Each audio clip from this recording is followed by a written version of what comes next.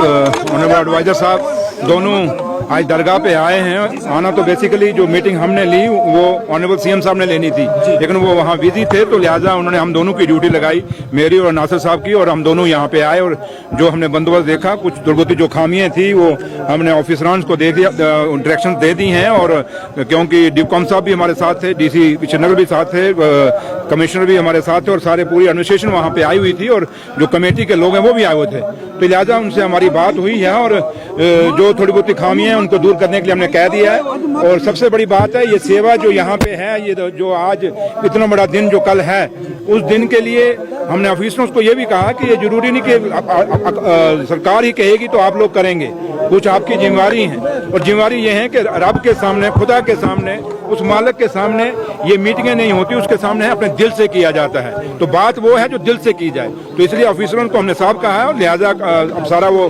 खुद वो सुपरवाइज करेंगे। यहाँ कंट्रोल रूम भी बनाया गया है, तो ये उसके साथ साथ मुझे भी यहाँ आज दरगाह में आने का मौका मिला। ये मेरे लिए बहुत बड़ी बात है, और बहुत बड़ी दरगाह है, और बड़े संतों की, महापुरुषों की ये जगह है मेरे लिए। और मेरा भी यहाँ मैंने अपना सिर झुकाने के लिए आया हूँ, तो ये बहुत बड़ी बात है। तो लिहाजा बाकी जो चीज़ें हैं वो नासिर साहब आपसे आप खुद ही ब्रीफ करते हैं। जानते हैं हर साल की तरह ज़ायरीन का यहाँ जो आना ज़्यादा रहता है, और आज के शब के जब मेराज के मौके पे और ज़्यादा तादाद में लोगों की हमको उम्मीद है कि यहाँ होंगे। उनके इंतजाम देखने के लिए हम यहाँ आए हैं।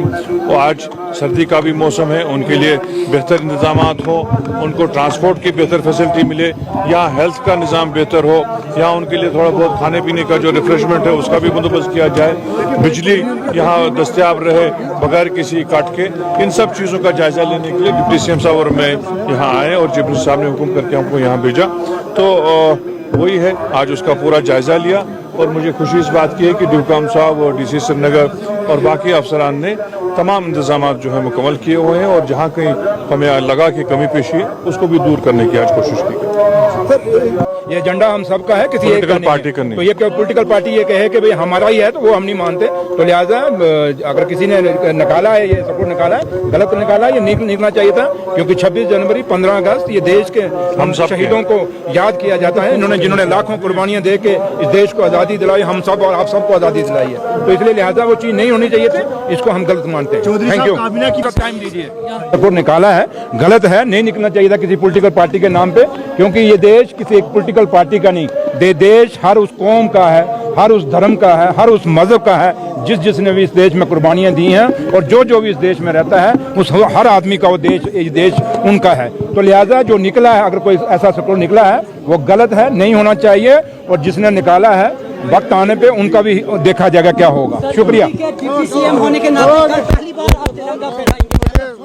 बात मेरे लिए तिरंगे की बात नहीं, मेरे लिए सबसे बड़ी बात है जिस दरगाह पे मैं आया हूँ, मेरे लिए ये सबसे बड़ी बात है।